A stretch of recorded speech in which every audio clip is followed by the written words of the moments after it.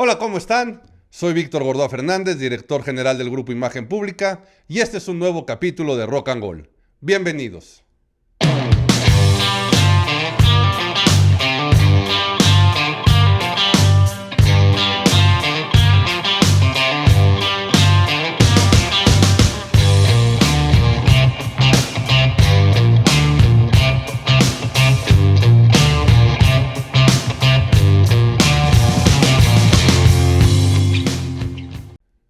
Pues bien, el día de hoy es un día muy especial para mí y un día muy especial para Rock and Roll.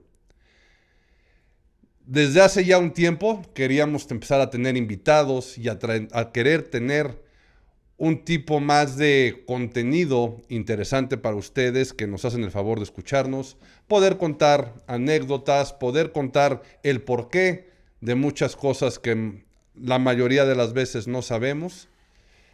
Y es para mí un gran honor que el día de hoy me esté acompañando en el capítulo de hoy el maestro Fernando Aceves. Fernando, muchísimas gracias por acompañarme el día de hoy.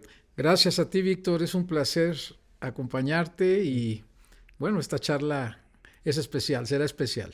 Sé que muchos lo conocen, sé que muchos te conocen, Fernando, pero quiero que sepan que están ante el mejor fotógrafo de rock de nuestro país.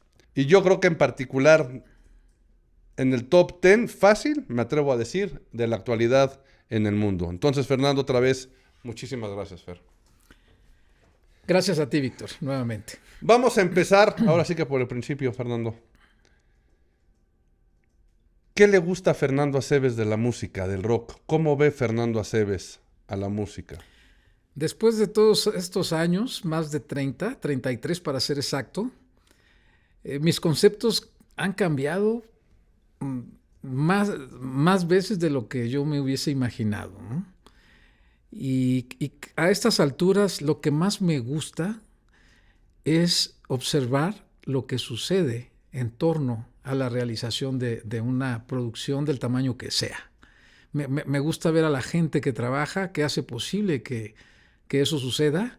Me gusta observar el proceso creativo de un artista antes de abordar el escenario, ¿no? Antes de confrontarse con el público y concluirlo a través del desarrollo que tienen estos artistas, ¿no? Durante su performance, su rutina, ¿no? Escénica. ¿Eres fan de la gente con la que trabajas? O sea, se puede ser fan, mejor dicho, se puede ser fan de la gente con la que trabajas. ¿Y cómo es este proceso? Que de repente a lo mejor y tú tenías una percepción de ellos de una forma y ya a la hora de convivir con ellos dices, pues no es lo que yo esperaba. O al revés, ¿eh? O a lo mejor dices, qué bruto, qué tipazos y hasta son mejor de lo que yo me estaba imaginando.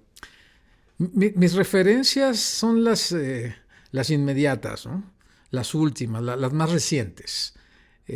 Hace unos días tuve la oportunidad de estar en un concierto de Maná aquí en la Ciudad de México y justo unos minutos antes del arranque del show me dirigí a lo que llaman el house, ¿no? Es el cerebro.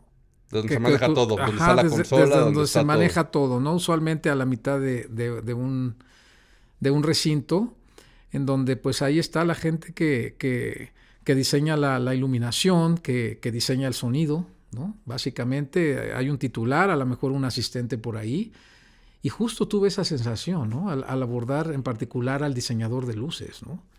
Y yo dije, wow, lo que este tipo hace para que los músicos se vean como ídolos, ¿no? O sea, se vean como algo que está viniéndonos desde otra dimensión, ¿no? Ok.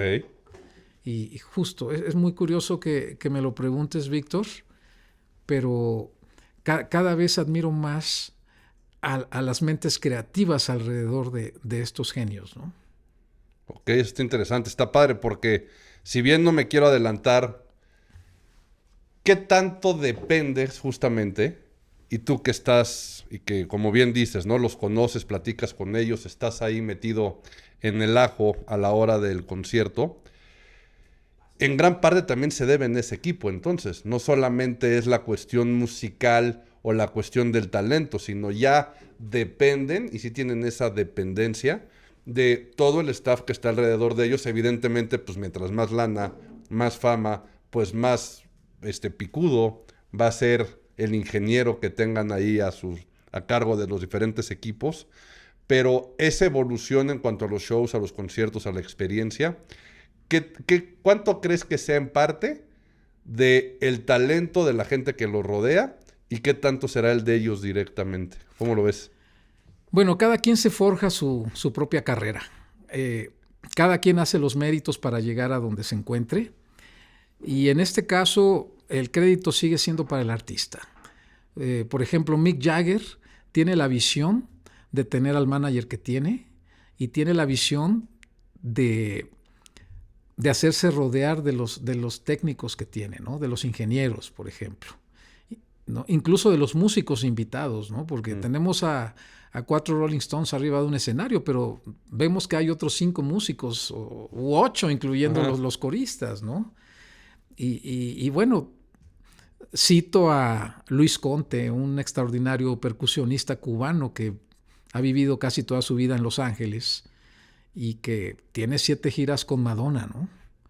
O sea, acompañar a un artista como Madonna por tanto tiempo, pues hace preguntar, me hace preguntar por qué ha estado tanto tiempo ahí, ¿no? Y justo le pregunté, ¿qué es trabajar con Madonna? Y me dice, bueno, tengo que decir que ella no es muy buen músico, pero tiene grandes ideas. Claro. Y por otro lado, si ella tiene un problema contigo, ella va a decírtelo directamente mirándote a los ojos.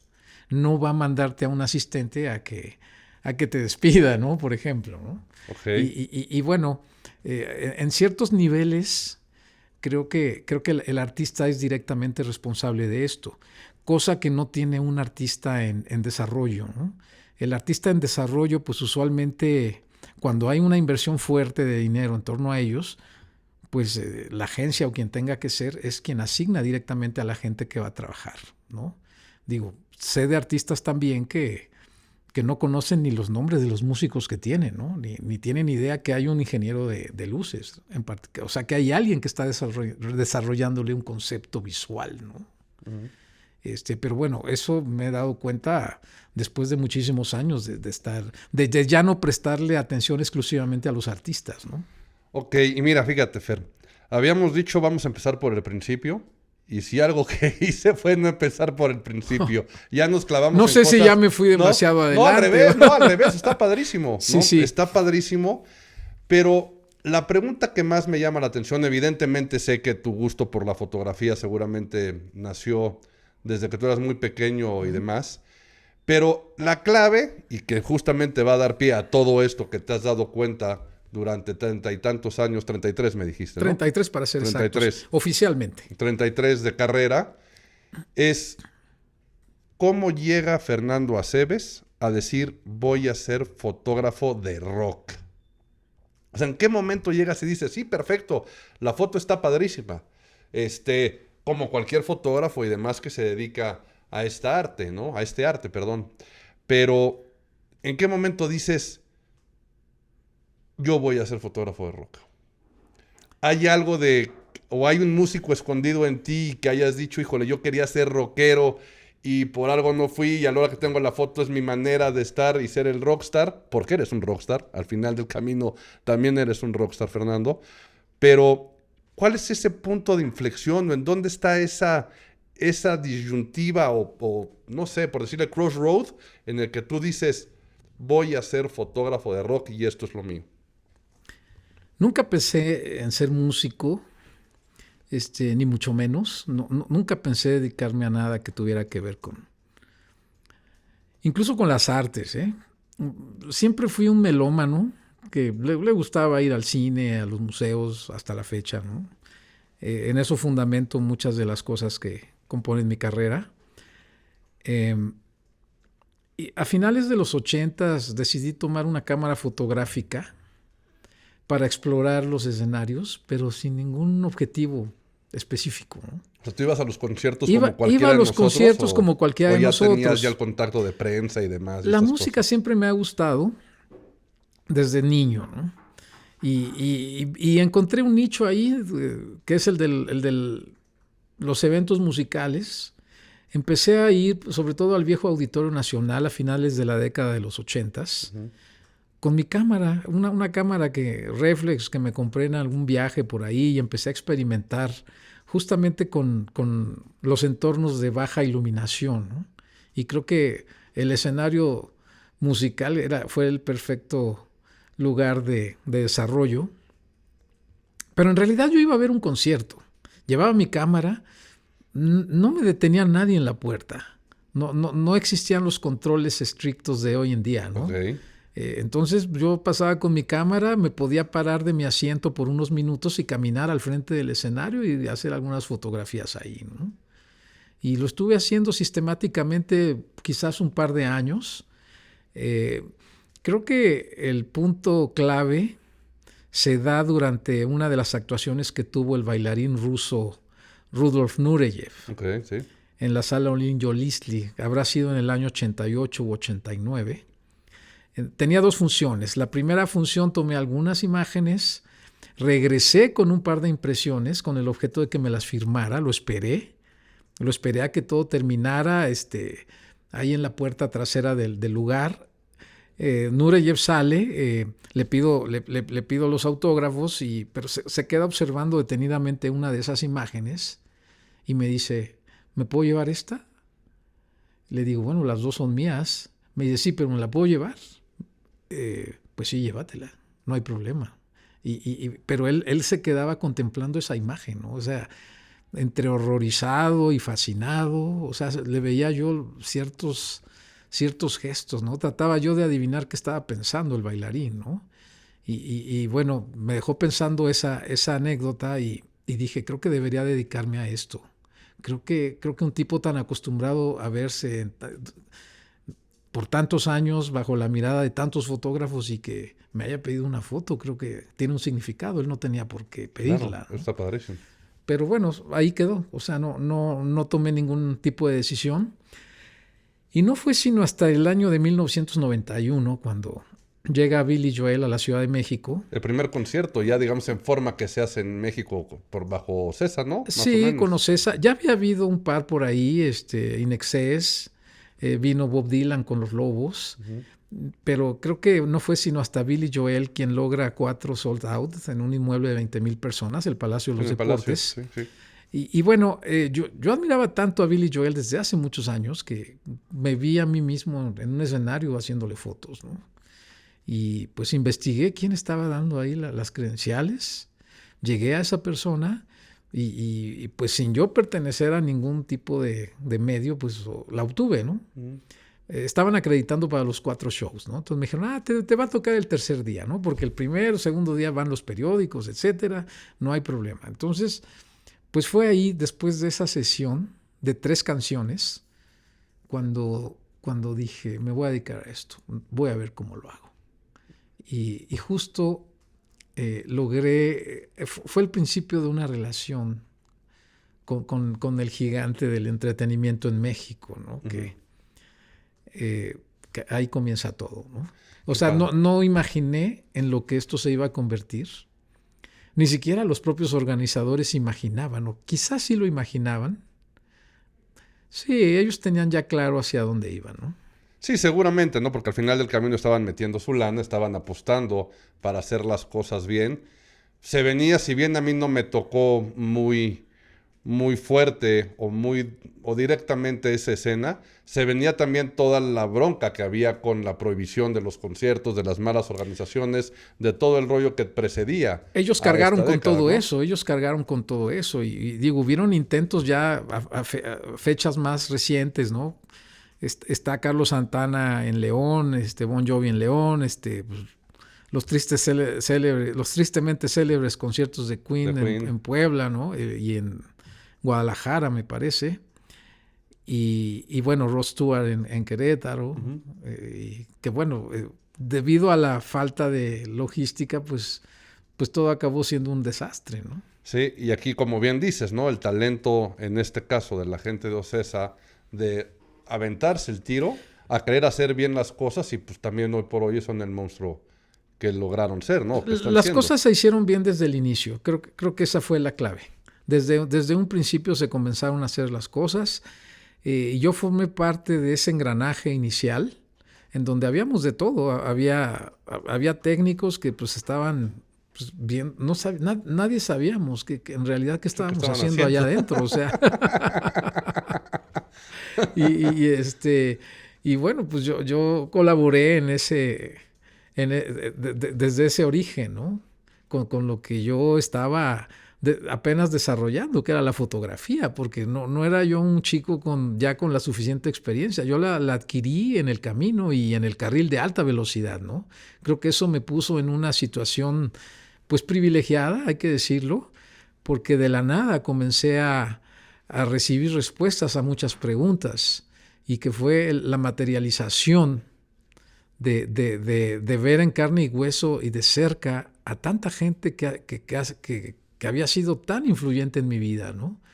O sea, en realidad yo corroboraba que eran reales, ¿no? A ver, ya que mencionas eso, y si bien ya nos hiciste el favor de platicarnos de cómo arranca todo, pues, pero fíjate qué padre, ¿no? Y yo lo veo como algo espectacular, el que ahorita me estés diciendo prácticamente ni siquiera sé cómo lo hice, ¿no? Nunca lo pensé, nunca lo guié, me fui por el carril de alta, que esto para efectos prácticos yo creo que menos tiempo te dio de pensar las cosas, ya para cuando volteaste estabas metido en el ojo del huracán y en el relajo. No había tiempo de nada, o sea, si yo me hubiese detenido a pensar, me hubieran bajado del tren, pero en 2 minutos, ¿no?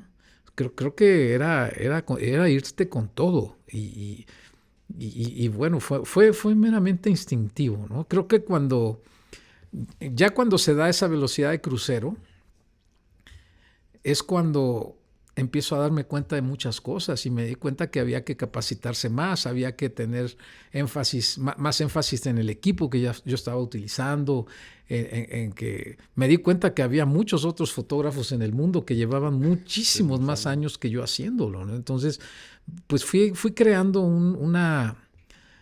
lo que llaman un network, una red de conexiones, ¿no? Con gente de la industria, pero no solamente en México. En México surgía, ¿no? Pero es ahí cuando me entra la inquietud de comenzar a viajar, comenzar a ir a festivales, comenzar a acceder al trabajo de otros fotógrafos, relacionarme con ellos. O sea, empezó el aprendizaje verdadero cuando yo ya estaba metido ahí, ¿no? Sí. Oye, fíjate, ahorita que mencionas esto, y también me llama la atención.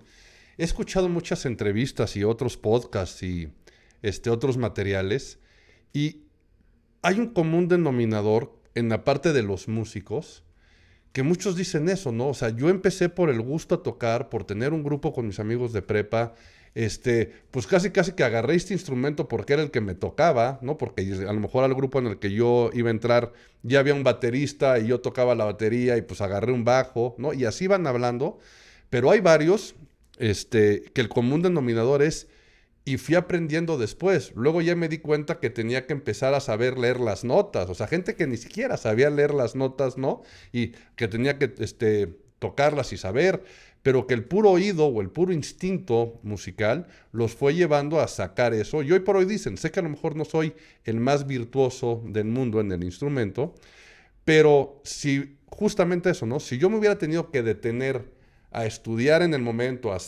pensar en más las cosas, probablemente no las hubiera hecho. Y eso ahorita me llamó la atención que tú lo mencionaste, y decir, luego ya me di cuenta que sí, hasta había más fotógrafos, ¿no?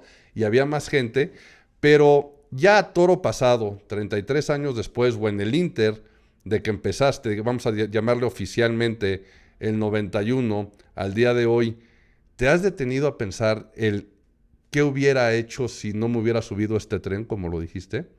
O sea, ¿te has puesto a pensar qué hubiera hecho Fernando Aceves? No lo sé, la verdad es que creo que estoy en el lugar en donde he debido estar siempre. O sea, no me ubico haciendo otra cosa. Estaba yo destinado a la documentación, ¿no? Hasta la fecha lo hago. No he parado. No soy un fotógrafo que viene a hablarte de lo que hizo hace 20 o 30 años. O sea, no, lo que estás haciendo. Lo que estoy haciendo. O sea, prácticamente produzco todos los días.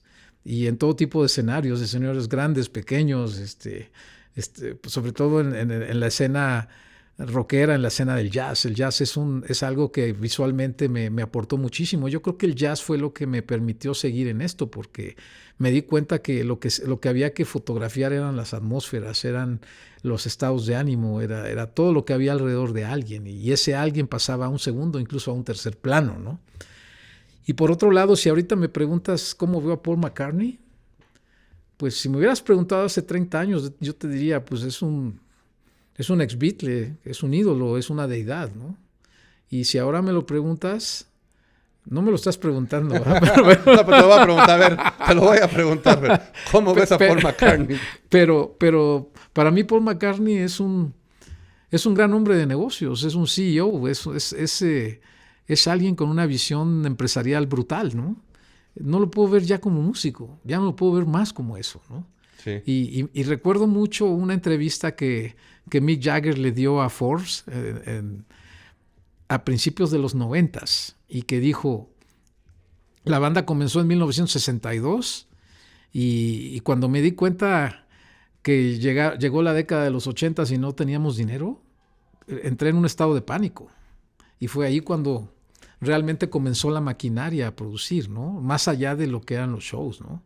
Todo el tema del merchandise y de la promoción, se dieron cuenta que había un valor Sí, que ahí está. mucho más alto, que no venía precisamente de los propios shows, ¿no? Sino de toda la imagen de ellos, ¿no? Y el caso más sobresaliente que te puedo mencionar, y que yo no conozco otro a un más alto nivel, incluso más allá de los Beatles, podría decirlo.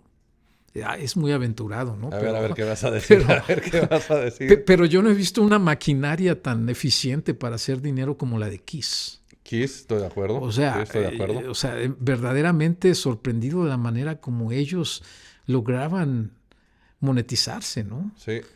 Y le vendían a todos, ¿no? Al fan rico y al fan... Esos no discriminan. No discriminan. O sea, si no me puedes pagar por mi guitarra, te voy a vender playeras, ¿no? Sí. O sea, pero tan perfectos ellos, incluso en sus propias relaciones personales con los fans, porque tampoco he visto una banda que establezca esos vínculos tan cercanos con los fans, ¿no? Sí, pues de hecho son los primeros en empezar ya a capitalizar, por decirlo de alguna manera, con el nombre de los fans, ¿no? La Kiss Army, tal cual, son los primeros. O sea, no había ningún grupo antes que tuviera así ya su séquito de fans, ¿no? Ahorita ya estamos muy acostumbrados a que si las Swifties con Taylor Swift, si las Directions, creo que se llamaban Directioners, también, ¿no? Algo así. Pero la realidad es que los primeros fueron los de la Kiss Army. En los grandes niveles. Y ¿cómo disfrutaba yo el inicio de cada show de Kiss, ¿no? Donde sale una voz y dice... You want the best, you got the best. Era un comercial de televisión, literalmente, sí. ¿No? Era algo, o sea, al cliente lo que pida, ¿no?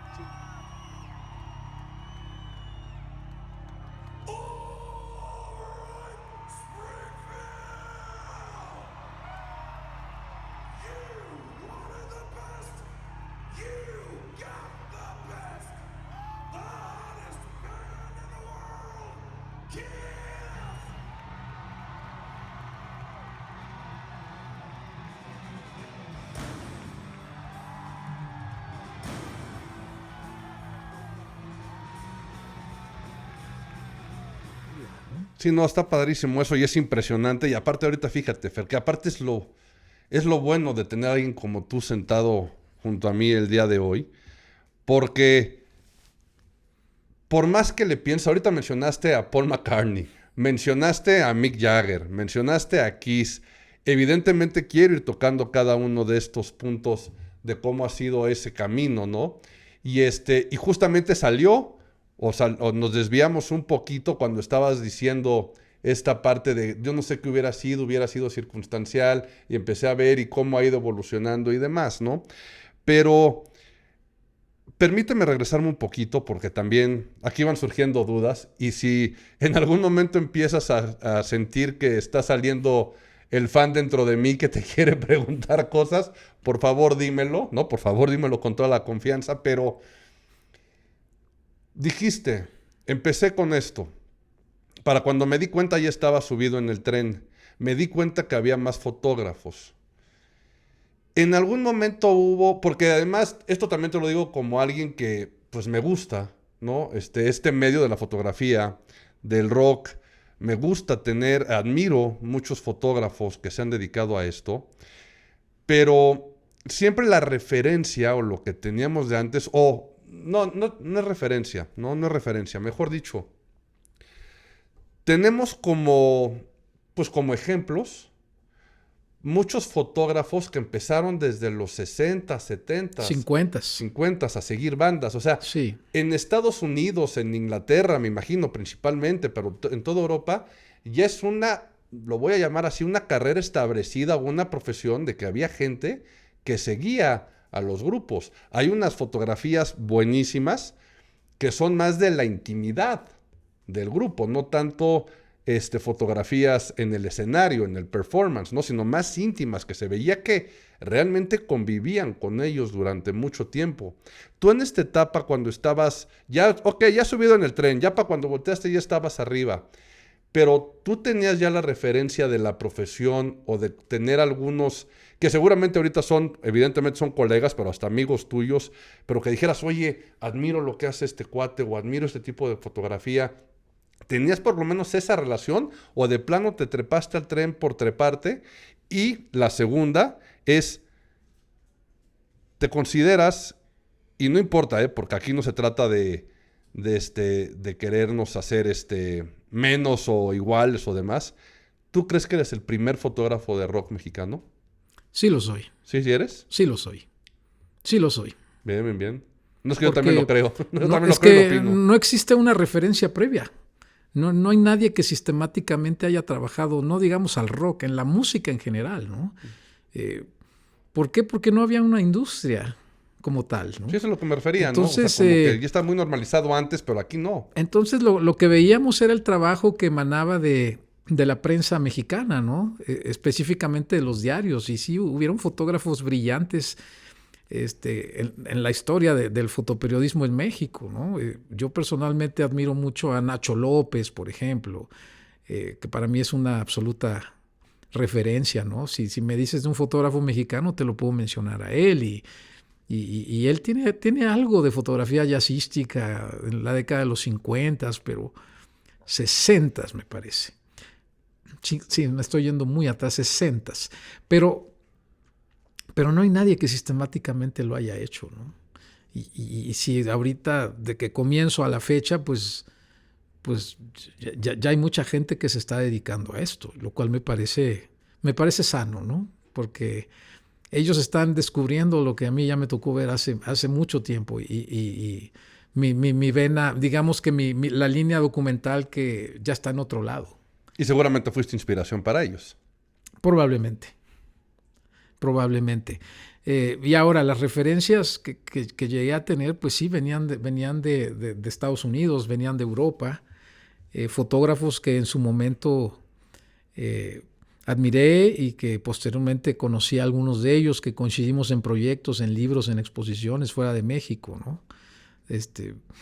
Yo creo que el fotógrafo que más me impresionó en su momento en cuanto a la intimidad que lograba fue Gene Marshall, Baron Wolman, por ejemplo, más recientemente Bob Gruen, quien trabajó con Lennon durante su periodo en Nueva York, que trabajó mucho con el punk, Mick Rock, ¿no? que fue el documentalista por excelencia de David Bowie en su etapa de Ziggy Stardust, ¿no?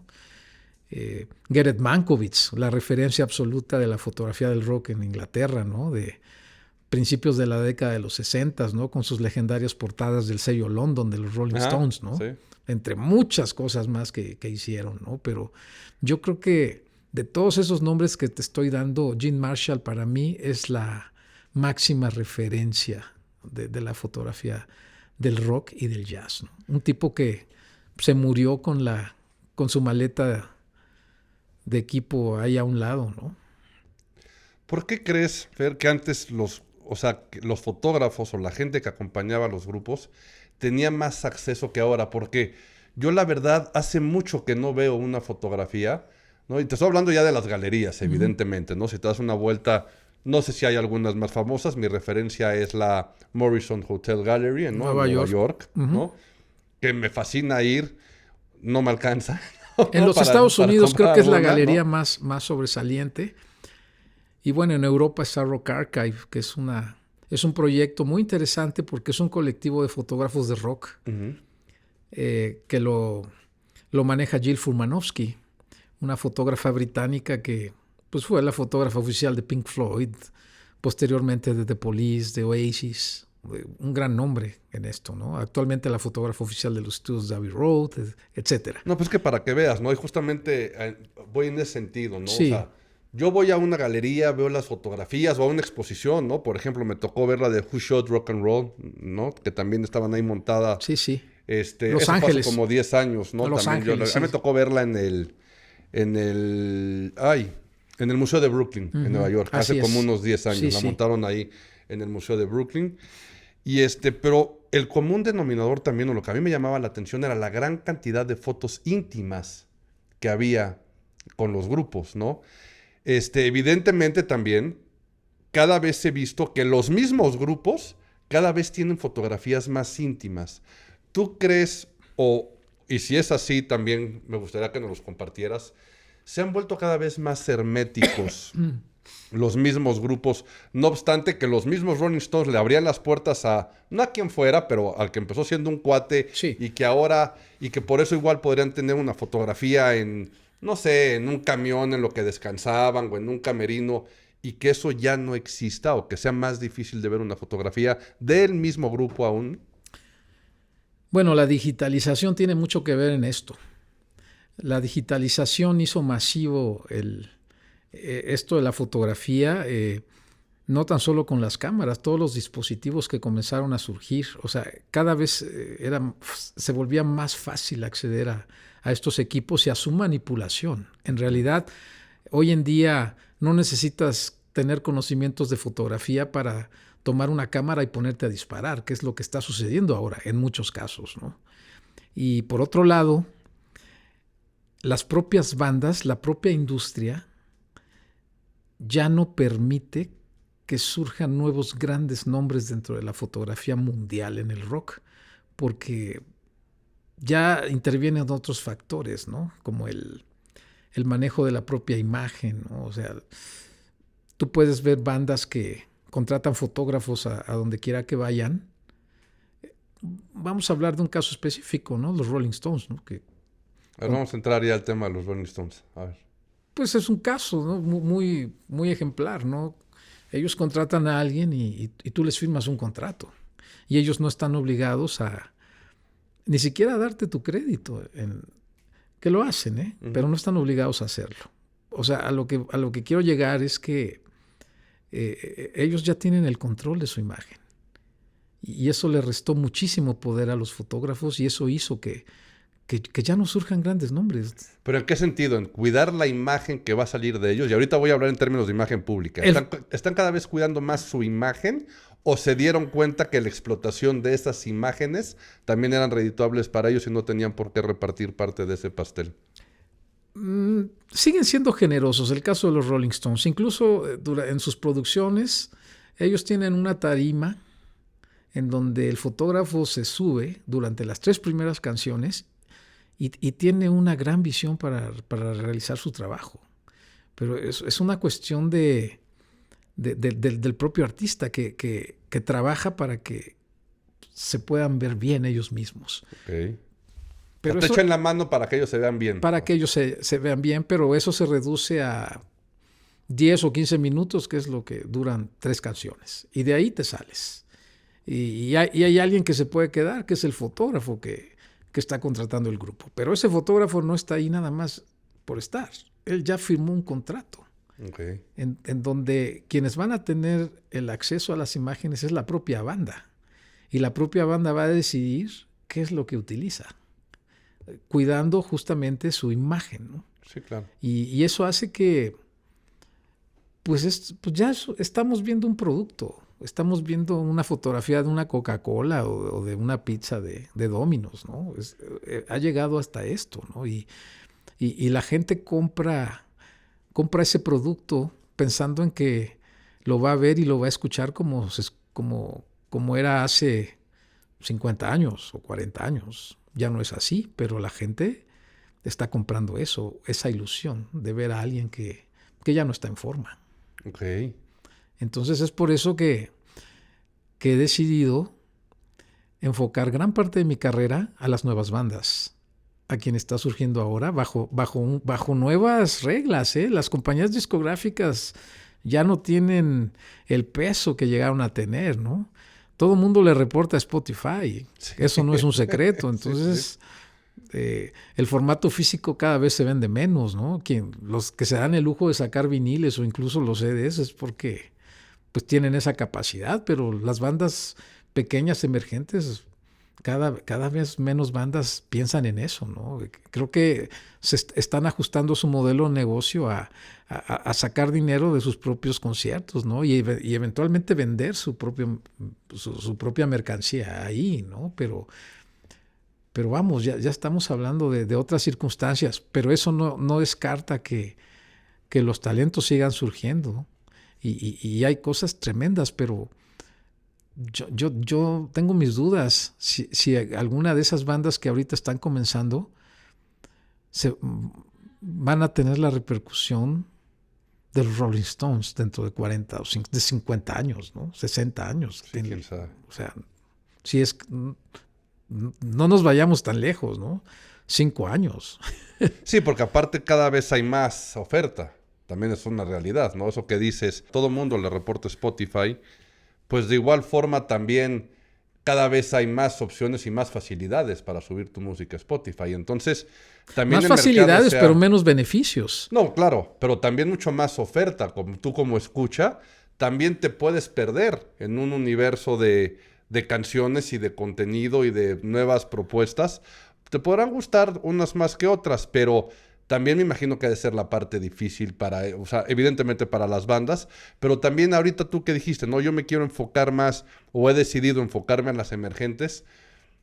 ¿Cómo decides o cuál es el gancho que tiene esa banda emergente para Fernando Aceves?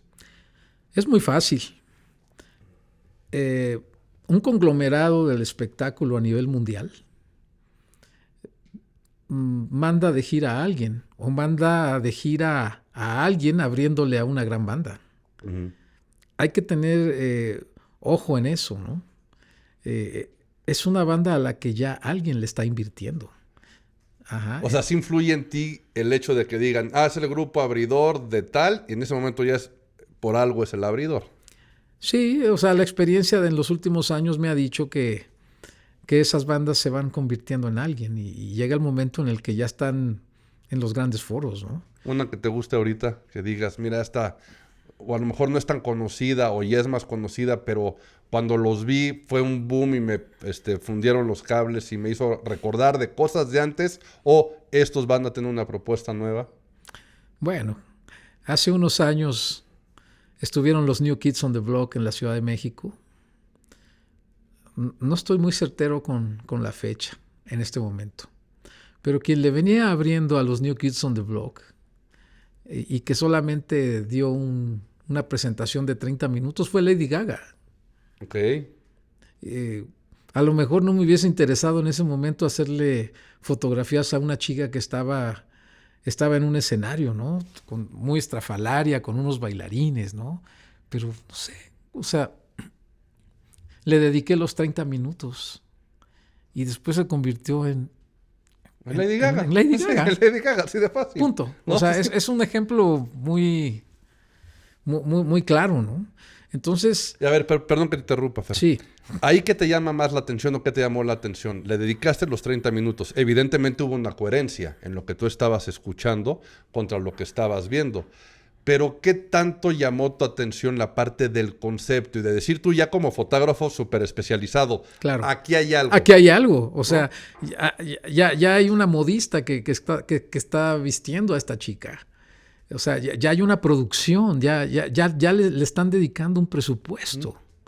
Entonces, esa industria difícilmente falla, ¿eh? Es una maquinaria perfecta. Entonces, como fotógrafo debes de tener esa visión. O sea, recientemente yo no fui a ver a Eric Clapton, porque a Eric Clapton lo vi en 1998 por primera vez, en la ciudad de Nueva Orleans. Luego lo vi en el Royal Albert Hall de Londres 2 veces y luego lo vi en la Ciudad de México. Creo que fue por ahí del 2002. Y Eric Clapton se acaba de presentar en la Ciudad de México, pero preferí ir a ver a Trueno, que es una superestrella del hip hop argentina, que se presentó en un inmueble de 3,000 personas, ¿no? Y había ahí 3,000 chicos vueltos locos viendo a Trueno. Y yo dije, yo no me puedo poner a discutir con esta audiencia. Yo no puedo llegar con esta audiencia a decirle que mejor vayan a ver a Eric Clapton. Sí, claro. O sea, ellos me van a mirar y me van a decir, a este viejo, ¿qué le pasa? ¿No? O tú qué haces aquí, ¿no? O tú qué haces aquí. Entonces, justo esa capacidad de decisión me ha permitido estar en lugares donde alguien de mi generación usualmente no estaría. Están en la puerta allá afuera esperando a sus hijos. Pero yo estoy ahí observando a los chicos, observando al artista, porque en el proceso documental ya no te encargas del escenario, ya te encargas de la gente que está produciendo y de la gente que está yendo a ver a eso. O sea, las respuestas las encuentras en la audiencia. Sí, he visto también que tienes mucha foto de audiencia. Y también. Esa es parte del proceso, eso es parte esencial del proceso de documentación. Y me he olvidado de estar tirando ráfagas, ¿no? O sea, nunca lo he hecho. O sea, tengo la mente siempre puesta en el periodo analógico, ¿no? Pienso que traigo un rollo de 36 exposiciones en lugar de una tarjeta de memoria, sí, de 320 gigas que le caben 2,000 fotos y no. O sea, tu manera de pensar sigue siendo análoga. Sigue siendo análoga y sigo pensando en la foto antes de tomarla. Sí, claro. O sea, creo que pararte en un escenario y ver qué se te presenta, creo que es una manera efectiva de retardar lo que estás haciendo o de no hacerlo y a imaginar a alguien en determinada situación y esperarlo. Esperar eso que imaginaste. Y generalmente sucede. No sé qué fuerza hay ahí, pero digo, estoy viendo lo que imaginé. Y este es el momento de hacer la foto, ¿no? Y es un proceso que en este momento lo hago para mí mismo. O sea, he dejado ya a la industria atrás. Mi trabajo ya está siendo para mí. Porque la industria requiere de otras cosas y está bien. Sí, claro. Para que funcione la imagen según la ve la industria, necesitan otro tipo de trabajo que conmigo ya no va. O sea, si yo me hubiese ajustado a estos conceptos, pues ya bienvenidos a la decadencia, ¿no? Creo que hay que saber decidir en qué momento vas, porque sería serle infiel a tu esencia, a tu esencia y al por qué estás ahí. O sea, son decisiones complejas y difíciles en su momento, pero pues que se asumen, ¿no? Con sus beneficios y no beneficios, ¿no? A ver, ahorita ya hablamos entonces digamos que del old school, de la parte vieja, de la parte que ya te diste cuenta que al final del camino vender un refresco o vender eso es prácticamente lo mismo, que se están fijando en ver cómo lucen. Esta parte de las bandas emergentes y de las propuestas, me gustó mucho lo que dijiste, ¿no? Y ahorita a lo mejor yo voy a hablar con muchísimo desconocimiento, pero por lo que la lógica me dice, ¿no? O sea, ahorita, hoy por hoy, con una memoria infinita, por decirlo de alguna manera, con una cámara que tiene una ráfaga, pues cualquiera puede ser fotógrafo porque alguna me va a salir bien. Esa es mi lógica, ¿eh? O sea, estoy ahorita diciendo, con lo poco conocimiento que tengo, y por eso dije que a lo mejor sonaba un poco inculto, pero tienes un poco más de probabilidades de que en esa ráfaga algo te salga bien.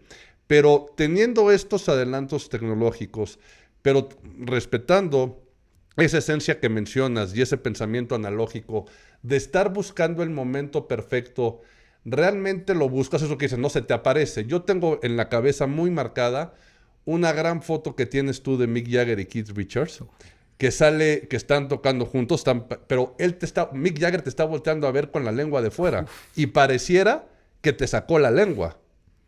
¿Esa fotografía fue así de circunstancial o realmente te vio y te sacó la lengua? No, yo quiero pensar en ese tipo de cosas. ¿Realmente se dio cuenta de que tú estabas ahí y te sacó la lengua? ¿O fue el momento que tú estás diciendo que de repente se da y lo que te imaginaste, captaste?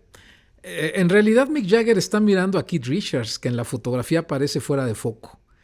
El foco está sobre Jagger, que está en un segundo plano. Y la lengua es para Richards. Ok. Pues ahí me ayudó mi posición. Estaba yo en el lado derecho del escenario, en el extremo derecho.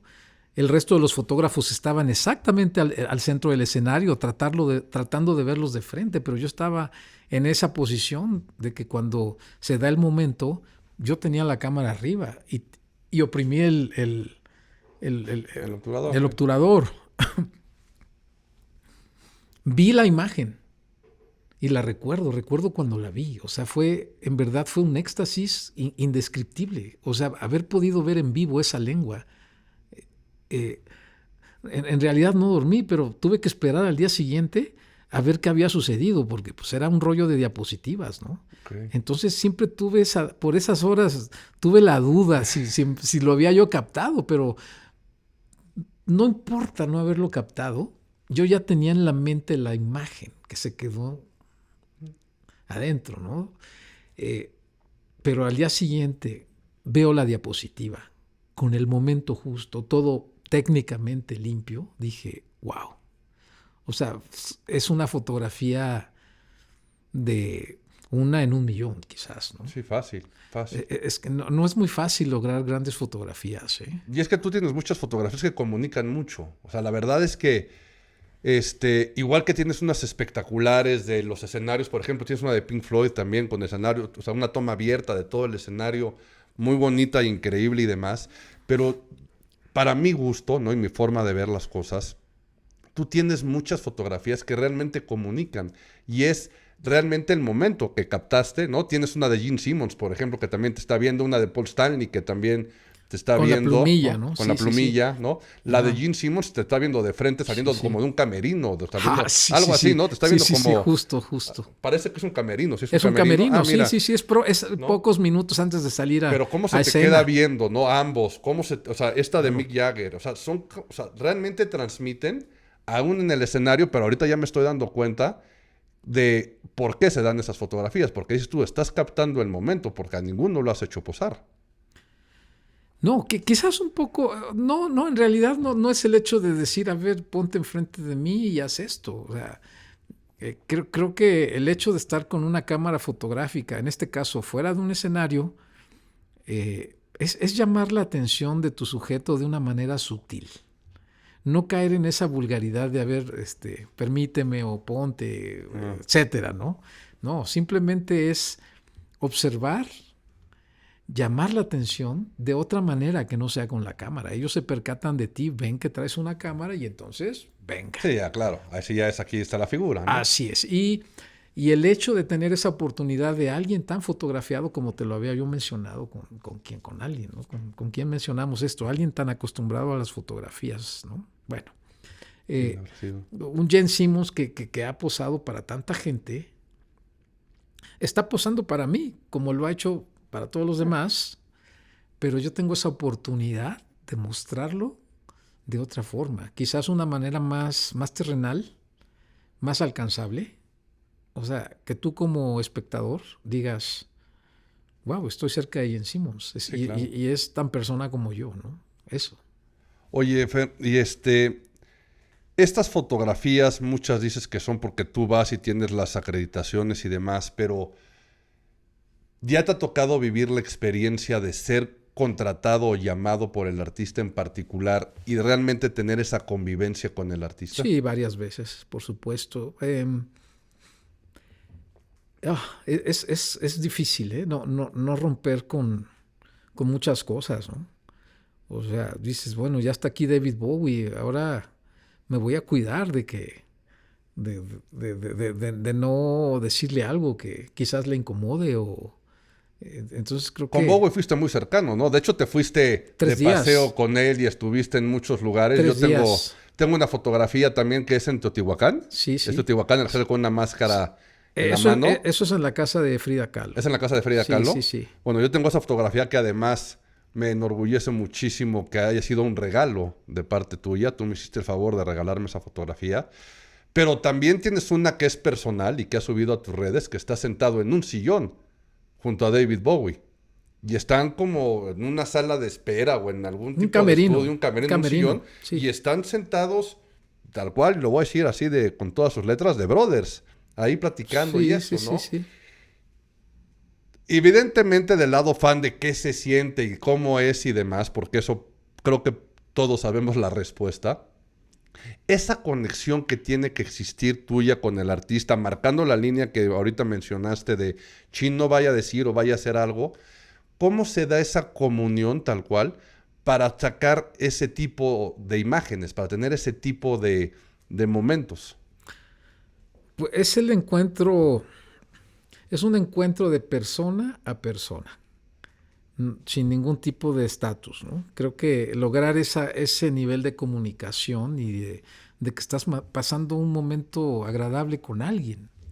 Y te olvidas un poquito en serio, en verdad, o sea, te olvidas un poco de la investidura de ese personaje, porque pues, lo primero que me llega a la mente al mirar a alguien así, decir cómo este individuo ha logrado soportar todo ese peso en sus hombros, ¿no? O sea, es para volverse loco, ¿no? O sea, el hecho de saberte tan influyente por tanto tiempo para tantos millones de personas, ¿no?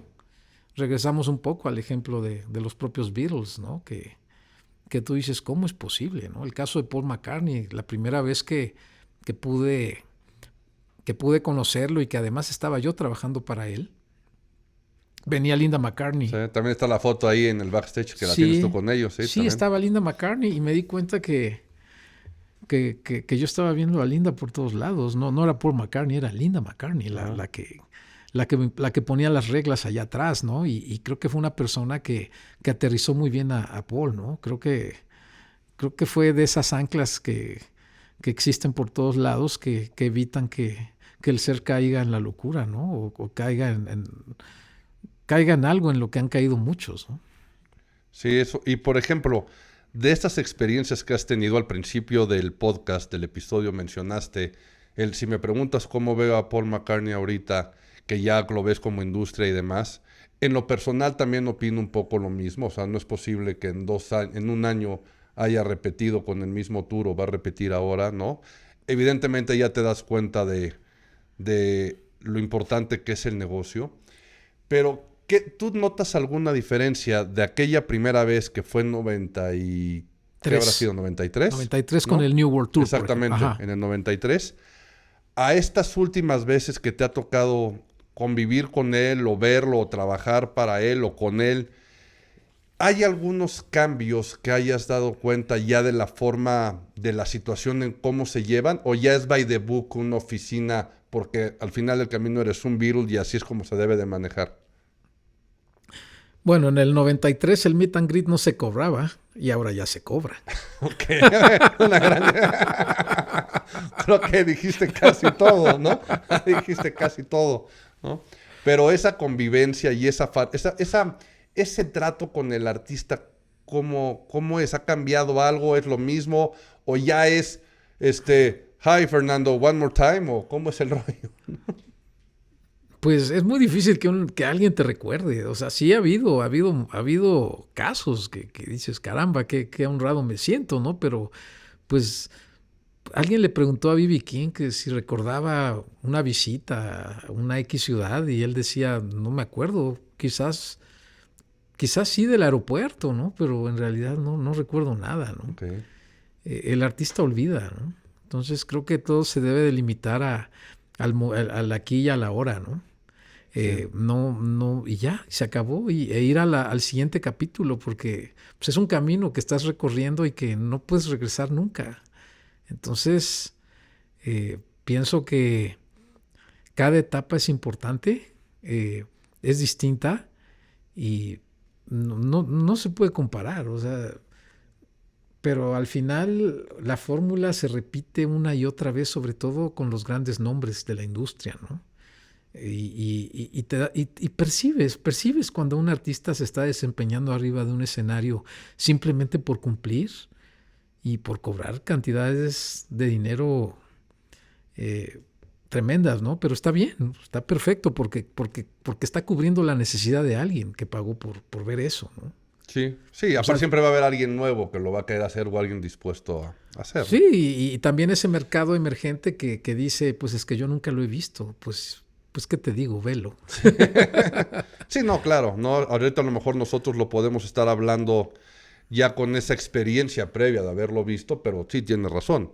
Este mes de noviembre que se presenta Paul McCartney en México, va a haber muchas personas que va a ser su primera vez con Paul McCartney. Y qué sensacional que lo puedan hacer, porque Sí, al claro. final están haciendo realidad un sueño y al final también cada quien interpreta las cosas como mejor se ajuste a sus realidades, a sus circunstancias, ¿no? Ajá. O sea, Satisfaction no se puede interpretar igual en Londres que en la Ciudad de México y tampoco en un extracto social alto, en un extracto social distinto, ¿no? Oye, ahorita que también ya estamos hablando de las etapas y que hay que vivir el presente y que es lo más importante y demás, Fernando. Sin decir nombres, y sin caer en esto que podrías decir que es más de chisme, que para nada va por ahí. Con toda esta gran experiencia que has tenido de haber trabajado con artistas de la talla de las que has tratado, tanto contratados por ellos y seguirlos, que luego te quiero también que me cuentes la experiencia con los Rolling Stones, ¿no? De cómo fue chambear con ellos, pero de lo que tú has percibido a nivel imagen, a nivel imagen pública, ¿qué tanto has percibido que sí sean de verdad? Que sí sean... Evidentemente figuras así de grandes sí son. ¿Por qué? Porque hay coherencia con lo que hacen, dicen, cantan, se comportan. Hay una coherencia, Pero ¿te ha tocado en algún momento también descifrar o en estos emergentes de decir, híjole, estos chavos... pues sí tocan muy padre o al revés, o lucen muy padre, pero la neta es que no creo que vayan a tener mucho futuro porque hay una incongruencia en ellos arriba del escenario y luego abajo y que no te hagan clic? ¿Te ha tocado esa situación? Sin importar qué tan grandes o chicos sean, pero ¿te ha pasado eso? ¿Existe eso? Pienso que no existe ninguna relación entre el que está arriba y el que está abajo. No creo que sean dos cosas que se puedan comparar. O sea, son dos dimensiones, ¿no? Es el producto que está llegando a una generación y que la próxima generación ya no va a tener interés en eso. O sea, y digo, también hay artistas que tienen esa capacidad de crecer junto con sus fans, ¿no? O sea, es decir, crecer con mis fans. Sí, claro. Estoy haciendo otra cosa y, que sería el ideal, y ¿no? ellos siguen, ellos sí. continúan ahí, ¿no? Yo creo que en los últimos años el personaje clave en la música, para mí, que he tenido la oportunidad de escucharle y verle, hablar un poquito con él, es Steven Wilson, por ejemplo. Okay. Es el líder de un proyecto que se llamó Porcupine Tree y que se ha caracterizado porque él ha tomado las cintas originales de algunas bandas clásicas y se ha dedicado a remasterizarlas. Okay. Entonces ha tenido acceso a, digamos que a la médula de todo eso y se ha dado cuenta del por qué y él ha decidido adecuar esos sonidos a la tecnología, hacer un match con la tecnología posible de grabación, ¿no? Más aparte del músico que es y es muy interesante, digamos, jalar un poco, hacer un poquito de análisis, es meterte a un árbol genealógico y ver de dónde viene cada quien y te vas a ir dando cuenta de muchas cosas, ¿no? Pero pues es esa dualidad entre lo que es la música creada por la industria y la música también creada por la industria, pero que va dirigida hacia la gente que sabe apreciarla, ¿no?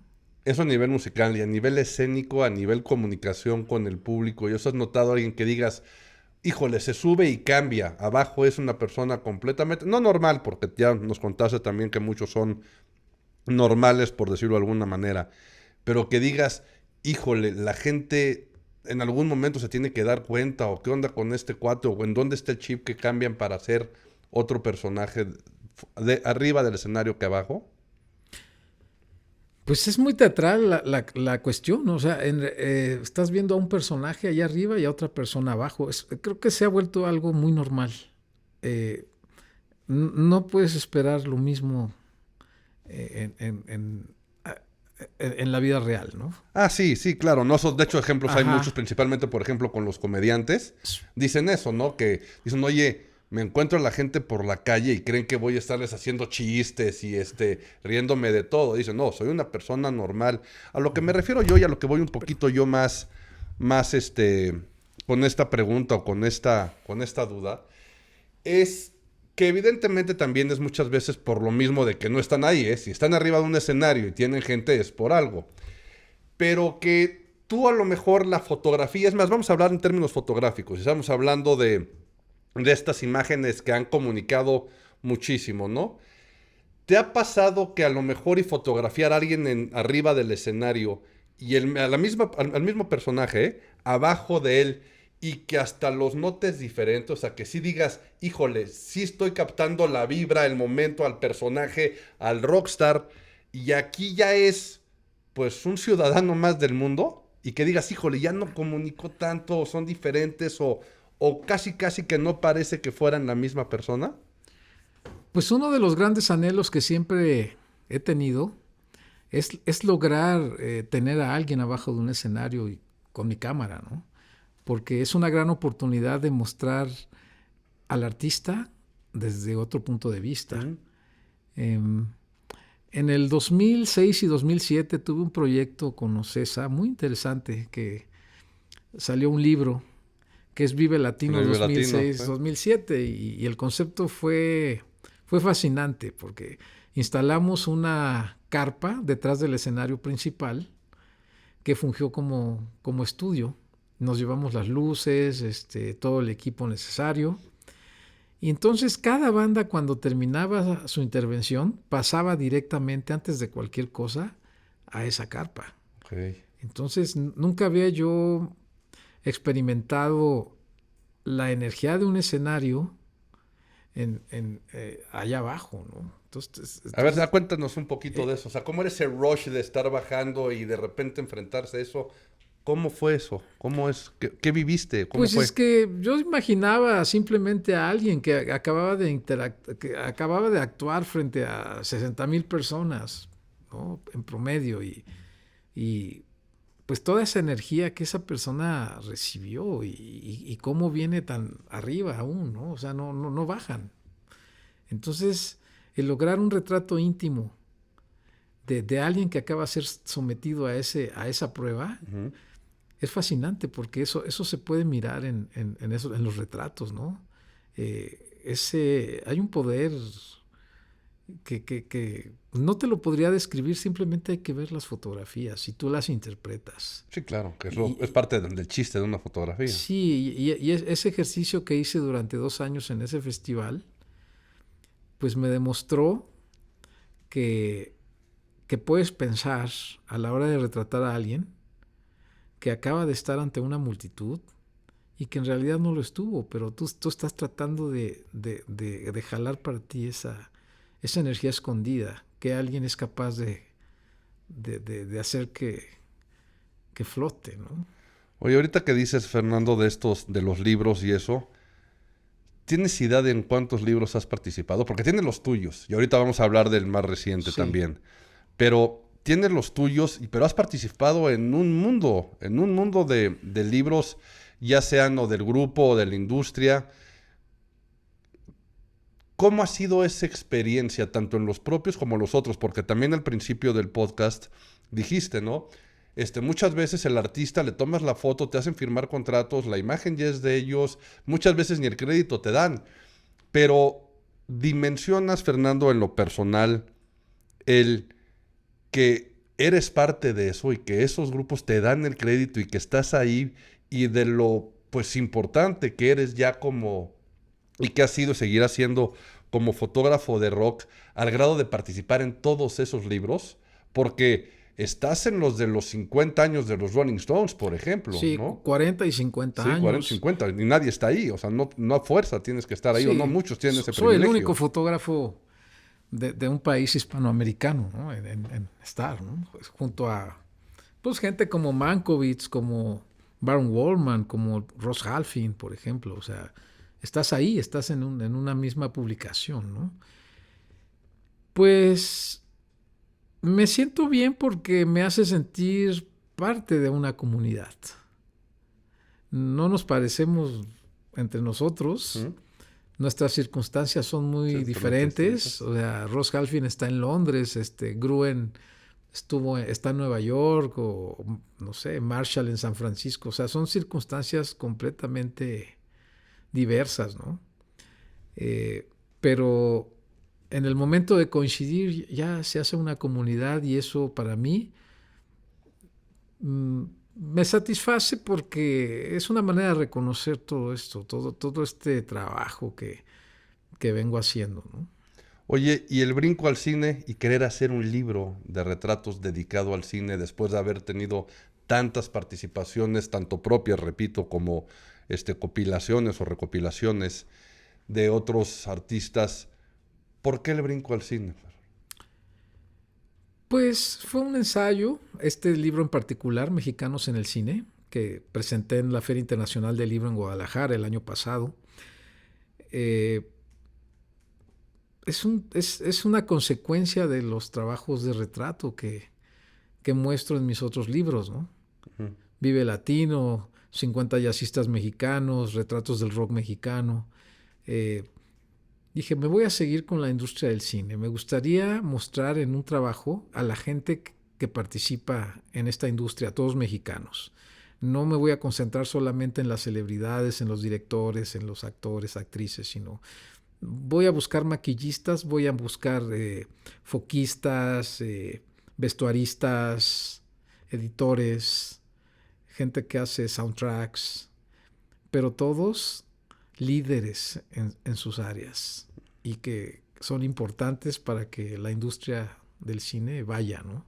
No es un trabajo sobre el cine mexicano, es el trabajo de los mexicanos en el cine, Ujú. a nivel global, ¿no? Está un Guillermo del Toro, por ejemplo, está Eugenio Caballero, ¿no?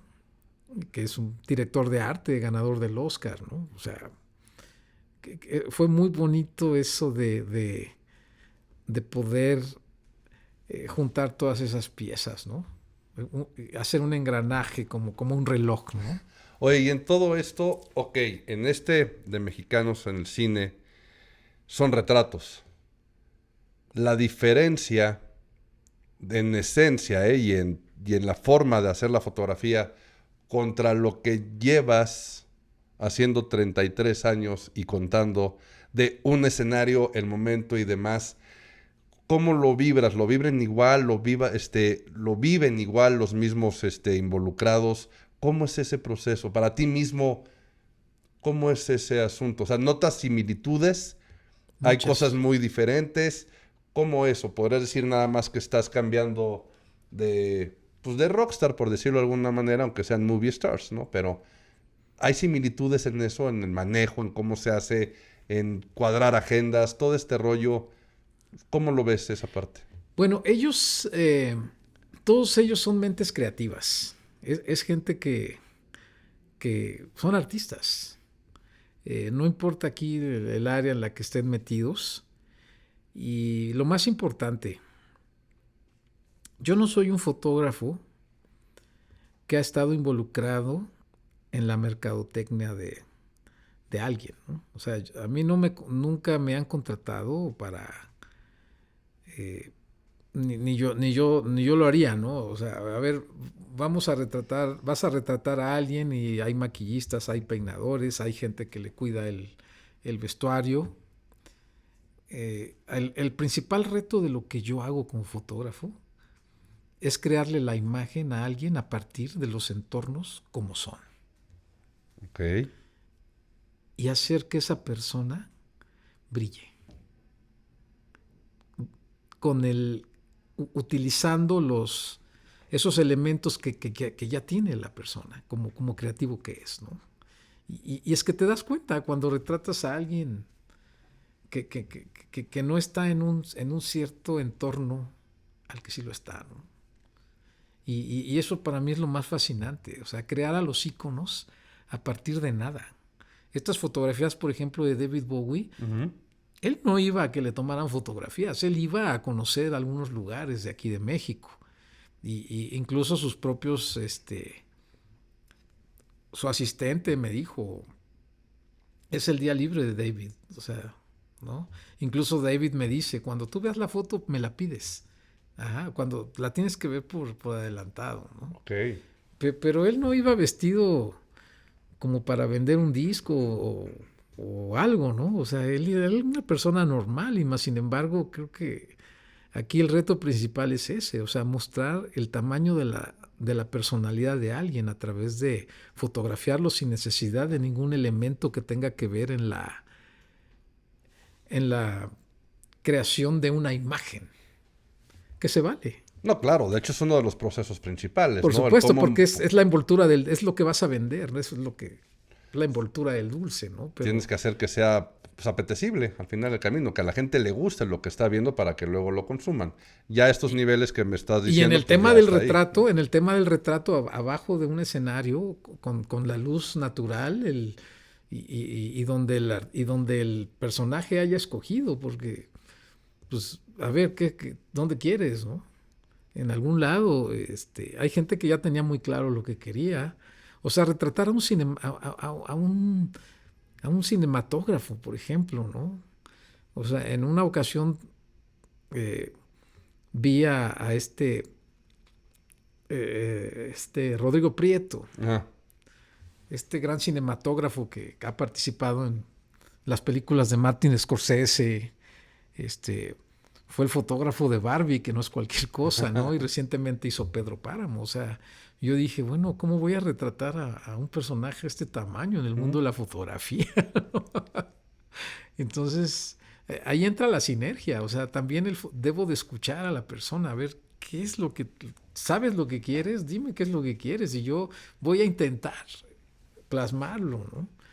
Y eso es, ¿no? O sea, ese es el gran reto, hacer la imagen de alguien en base a nada, o sea, sin cero elementos más que ellos, ¿no? Más que lo que está. Sí, claro, que Lo que aparte es está. donde justamente, ahí hablando y regresando un poquito a términos de imagen pública, es captar esa esencia, ¿no? Que es lo que se tiene que ver reflejada en la imagen. Y al final del camino es lo que hace exitosa que el producto final digas, híjole, sí está comunicando, mira qué buena fotografía, sí comunica, sí logré plasmar quién soy, ¿no? Porque también me imagino que de repente tú también tendrás tus fotos favoritas y tus fotos no tan favoritas.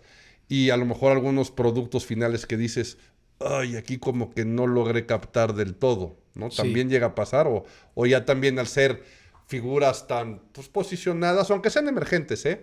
Pero ya al ser ese perfil de gente creativa, con ese brillo propio que bien mencionas, también hay veces que dices, no logré lo que quería. O sea, sí te ha pasado, y es más, ahorita ahí sí va a ser totalmente como anécdota, Fer. Sí te ha pasado llegar de regreso de un show o de algo y decir, ay, caray, de aquí, de todo el material, no se salvan todas, o se salva una o dos, y que digas, ching, caray, o no. Pues eso sucede cuando el personaje sí requiere de esa asesoría, o sea, requiere de alguien que vea por él, o sea, alguien que diga, no, tú te ves bien de rojo, olvídate del negro, te queda bien el rojo, y te queda bien cantar esto, y te quedan bien estos músicos, o sea, cuando ya estás lidiando con el consumo, es cuando ahí debe de entrar otro tipo de fotógrafo, ¿no? Por ejemplo, sobre todo pues es estamos hablando de cosas distintas, la documentación, algo que ahí va a estar aunque no te toque, aunque no esté nadie, ¿no? Ajá. Con una cámara. Sí, pero por ejemplo, a ti cuando te tocó documentar algo así, que de repente Sí. ya estando ahí digas, eso dijiste ahorita, el fotógrafo adecuado. ¿Por qué no serías tú el fotógrafo adecuado? ¿Por qué crees que no serías tú el fotógrafo adecuado en ese momento? Es que no he logrado desarrollar esa visión de mercadotecnia en un sujeto. No, o sea, hay gente que sirve para eso y está Pero si bien. te has dado Hay cuenta, Fer, talento para eso. no lo sé, y hay gente especializada y todos los trucos de fotografía y que lo hay y logran, demás, ¿no? Sí, Claro, o sea, el fashion es un ejemplo muy claro, ¿no? O sea, la fotografía de moda, sí, wow, o sea, ¿no? el fotógrafo casi entiende de moda, ¿no? Sí, exacto, pero ¿te has dado cuenta, Fernando, que queriendo o sin querer, que por lo que nos dices es totalmente sin querer, también muchas de tus fotografías sirven justamente de ese aspecto mercadológico para vender? Aunque, Algunas han funcionado, algunas, pero el objetivo mío es la documentación, es la historia, lo que va a prevalecer, ¿no? pero qué padre que a través de eso y habiéndolo logrado también cumpla con esa función, porque evidentemente no te están contratando para eso, ¿no? Claro, porque, por ejemplo, hace muchos años alguien me mostró una fotografía de Igor Stravinsky dirigiendo en el Auditorio Nacional de la Ciudad de México, quizás en los 50, ¿no? No tengo la fecha exacta, pero era una fotografía fuera de foco, mal expuesta, pero me pareció fascinante porque pues, era Igor Stravinsky y no había otro documento. Entonces yo me pregunté, bueno, si alguien hubiese realizado esta fotografía de una manera correcta, con estética, con momento, con el timing, ¿no? Tendría un doble valor, ¿no? Más allá de ser Igor Stravinsky. Y al final, una fotografía debe de valer por la calidad, por su calidad, no por quién está ahí. O sea, debes de olvidarte un poquito de a quién estás fotografiando y concentrarte en una buena imagen. Eso ya le da un plus. Sí, claro, claro, claro. Ahora, también difícil por otro lado, ¿no? O sea, el poder llegar y decir, su valor está en esto, porque como tú bien dices, a lo mejor técnicamente esta fotografía, pues como valor, a lo mejor y no hubiera tenido mucha, hubiera sido muy criticada, ¿estamos de acuerdo? Pero ya a la hora que dicen es la única forma que había de documentación, el objetivo que se acabó logrando y demás, y el valor está en haber mostrado eso, también es la parte difícil de poder plasmar y poder, es más, de ser objetivo con tu propio trabajo y decir, esta foto es la buena y esta foto es la mala. ¿Te pasa o puede pasar? Es muy difícil establecer qué foto es buena, qué foto es mala. No he encontrado yo esa respuesta. O sea, ¿cómo puedo definir una foto buena de otra que no la es, ¿no? Es algo que creo que al final, como autor, cada imagen me proyecta a mí. O sea, ver un estilo, verme a Claro. mí, y ya no importa a quién estés viendo, ¿no? Sí, ya estás plasmando tu estilo, que aparte así se nota, ¿eh? Para todos ustedes que nos están escuchando y que por alguna razón que no creo, pero que no conocieran la trayectoria del maestro Fernando Aceves, si ustedes se fijan en sus redes sociales donde sube muchísimo de ese material, tienes esa línea y se nota que son fotografías de Fernando Aceves, que no hace falta que sepas qué fotografía estás viendo, qué artista sea, como bien dices, no importa quién sea el artista, ahí está plasmado totalmente tu sello y está plasmada tu propia esencia. Ese ha sido siempre lo que he intentado al trabajar, ¿no? Eh, Hace unos años estuve en Jiotepec, Morelos, para fotografiar a Juan García Esquivel, uno de los grandes Sí, íconos claro. de la música, el padre de la música lounge. Y pues me encontré con una persona ya muy entrada en años, enferma, más sin embargo fue maravilloso lo que yo veía ahí. O sea, era rescatar. A la hora de retratarlo, sentía yo que estaba eternizando a alguien. Sí, claro. O sea, el tipo no iba a morir y la fotografía es para eso, para hacer que el tiempo se detenga, que permanezca, que prevalezca para siempre, ¿no? Oye, ahorita que dices esto de Esquivel y de cómo dejaste que la persona quedara eterna y que quedara ahí, hay una fotografía que también seguramente te han, pues, ovacionado, chuleado o enaltecido muchísimo, que es la fotografía que tienes de Cerati de frente Ajá, en un café. así es. Esa fotografía hace ver a Cerati inmortal. Es una fotografía que realicé con un lente de 35 milímetros, un gran angular, un lente abierto, no tan abierto, era lo suficientemente, un ángulo de cobertura lo suficientemente razonable para no deformar al sujeto y sí dar un entorno.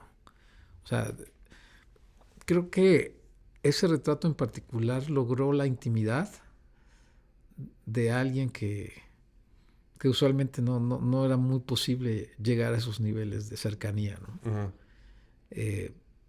Pero bueno, fue una circunstancia, fue un momento en el que él También fue estaba un momento, o solo. sea, también fue un momento... Sí, él estaba solo, él estaba a punto de comenzar un ensayo, los músicos no habían llegado, él recorría el lugar, no había nadie, él se sentó a prepararse un té, ¿no? Con limón y miel para la garganta, iba a comenzar ahora Su sí que su calentamiento vocal, rutina, ¿no? ¿no? Y el haberlo captado solo, creo que la fotografía logró ese carácter del momento, ¿no? De la soledad, de la intimidad. Y él está completamente abierto. Él Sí, está. Pues es una fotografía que, aunque no sepas quién es Gustavo Cerati, te atrae por alguna razón, ¿no? sí, sí, totalmente O de sea, acuerdo. es simplemente la cercanía. O sea, eso es lo que intento con las fotografías. Y bueno, hablando un poquito de cuestiones técnicas, creo que el lente gran angular te permite eso, te permite cercanía. Un telefoto tiende a verse lejano, aunque estés ahí, Ajá. ¿no? Tiende a aplanar la perspectiva, ¿no? A verlo todo desde un plano. Y el hecho de retratar a alguien con esa separación de planos hace que te sientas un poquito ahí, ¿no? Sí, lo transmite perfectamente bien. ¿Y esa fotografía también la pensaste y la viste antes? ¿O esa sí fue el momento Bueno, preciso? no, es que en el momento de acercarme ya no era ver qué veía, o sea, yo lo vi haciendo eso y dije, no, pues ya está, ya nada más es llegar y Sí, definirla, ¿no? O sea, esa fotografía la vi antes de hacerla y ok. el riesgo que tenía yo era que pues él me dijera, Sí, no me no, la tomes, sí. no, ahora no, estoy ocupado, etcétera, ¿no? Pero se logró plasmar lo que se vio antes, ¿no? No, pues increíble, Fernando, increíble. De verdad, yo podría estar contigo otras 4 horas platicando, ¿no? Vamos a ir cerrando poco a poco, todavía tenemos algo de tiempo y te agradezco que me lo estés dando. Pero vamos a empezar ya con, sé que no eres muy asiduo de llevar un récord de cuántos shows has documentado, Lo ¿no? intento. Pero sé que si yo te digo más, híjole, no sé. Y también sé que la pregunta que te voy a hacer a continuación, no sé qué tan trillada esté, qué tanto ya la tengas mecanizada, porque por toda la cantidad de entrevistas y de participaciones que tienes. Pero, ¿cuál crees que sean los artistas más bueno, no, es que no, lo quiero decir bien, porque no es una cuestión de dificultad en cuanto a la persona, sino cuál crees que sean los shows o el show que más trabajo te ha costado documentar por diferentes circunstancias, ¿eh? Desde cuestiones físicas de lejanías, iluminaciones, o realmente por decir, híjole, las circunstancias de este artista y como estaba, ha sido un show en el cual he sufrido haberlo hecho. En el buen sentido de la palabra, ¿eh? Pero que has dicho, me costó. Creo que han sido alrededor de 4,000 shows los que he visto en mi carrera. Imagínate nada más. Pero si tuviera que mencionar uno solo, por el carácter del personaje, todos los antecedentes que tiene, lo que yo he sabido sobre él, de sus relaciones con otros fotógrafos a través de la historia, creo que el sujeto más difícil para fotografiar en el rock en la actualidad es Bob Dylan. ¿Bob Dylan? Un tipo completamente negado tiene sus razones y de mucho peso, ¿no? Para no querer ser registrado, no querer ser fotografiado, ¿no? Historias, ¿no? Que te podría platicar aquí. Entonces, el saber que él viene a la Ciudad de México y que no va a ser posible fotografiarlo, pues tuve que establecer un una estrategia para hacerlo sin ser visto. Entonces, todo eso me tuvo pensando mucho tiempo. Fui haciendo las cosas, pero ya respaldándome por todos esos shows que llevaba atrás, ¿no? O sea, saber lo que no se debe hacer, o sea, no traspasar líneas. No. Sin entrar en detalle, para ver, dinos así, por ejemplo, ¿cuál es una de esas líneas que traspasar? ¿O qué son de esas cosas que fuiste haciendo poco a poco? Hay que entender que no es no. Ok, sí, claro. Okay. Pero también puede ser sí, pero siendo no. Ok. Me quedé en las mismas, pero... Valga la redundancia, pero... O sea, romper reglas sin romperlas. Vamos, ¿no? O sea, ¿podría aplicar un poquito el más vale pedir perdón que pedir permiso, pero sin pasarte? O sea, pues ya lo voy a hacer. Porque aparte, perdón, me voy a desviar durísimo, Fer, pero me acordé de una anécdota que me contaste con una fotografía de Ringo Starr sentándose en su batería a punto de tocar. Claro. Y que te dijeron justamente no hay fotos, no hay nada, pues olvídalo, pero que lo viste que se sentaba, que estaba agarrando sus baquetas y ¡pum! Tomaste la fotografía. Él estaba llegando a un ensayo, no era durante el Sí, por eso que te he dicho que no, que no iba a haber fotos. Entonces, y ahorita regresamos a lo de Bob Dylan, pero ¿a eso te refieres con el no es no, pero sí, pero me atrevo y ahí quedó? ¿O me estoy cambiando totalmente de concepto? Mira, es hacer lo prohibido sin necesidad de pedir permiso. Aquí es una cuestión de hacerlo y que no tengas necesidad de pedir perdón. Ok. Porque no hubo necesidad de pedir perdón. O sea, sabes que lo que hiciste contraviene un poquito pues la regla, ¿no? Pero debes de saber que pues Bob Dylan es parte de la historia de la música y que está ahí. Entonces, es una tentación muy grande, pero también es un compromiso. Es un compromiso que uno tiene. Sí.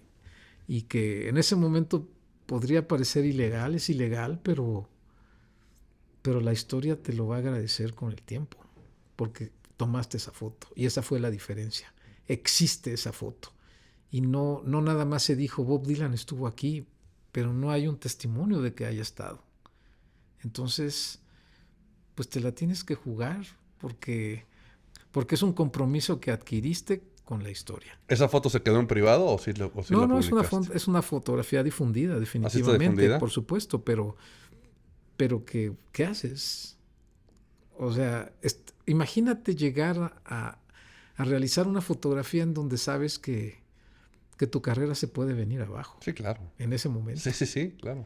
O sea, yo no puedo imaginar a la gente de Dylan, a su jefe de seguridad, dándose cuenta y a irse sobre de mí y hacer un escándalo y que todo el entorno se dé cuenta de que yo estaba ahí, sabiendo que no debía estar ahí. Entonces, sí, claro. Vamos, creo que ahí toda la pericia adquirida en años anteriores tiene que funcionar, ¿no? Oye, sé que la respuesta va a ser no, pero ¿te diste cuenta de lo que estabas haciendo en el momento o te aventaste one more time como te has aventado toda tu vida? No, es que lo peor es que sí generas la conciencia y te preparas y lo haces y al final estás ahí, ¿no?